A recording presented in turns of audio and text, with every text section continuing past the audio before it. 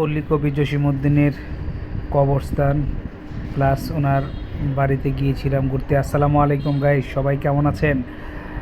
আমরা গিয়েছিলাম পল্লী কবি জসিমউদ্দিনের বাড়িতে ঘুরতে। তো ওইখানে যেয়ে দেখলাম যে অনেক ধরনের ফরিদপুরের ঐতিহ্যবাহী যে মাটি দিয়ে যে খেলনাগুলা বানায়, ওগুলা প্রচুর খেলনা রয়েছে এবং অনেক জায়গায় আপনার কিছু বাদ্যযন্ত্র যেগুলো আছে এগুলো রয়েছে।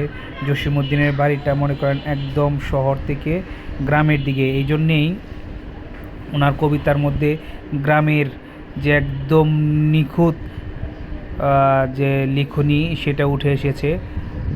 তো আমরা ওনার এটা হলো আপনার জসিমের, আমারও আসলে ভালো করে খেয়াল নাই, সম্ভবত দুখাই যে এটা ছিল, একটা চরিত্র ছিল। তো ওই নামই মাঠটা অ্যাকচুয়ালি আসলে আমার মনে নাই। আপনাদের যদি কারো জানা থাকে তাহলে আমাকে জানাবেন। দেখছেন হইচই জুস বার, ঠিক আছে, ওইখানে জুস খাওয়ার জন্য হইচই লেগে যাবে।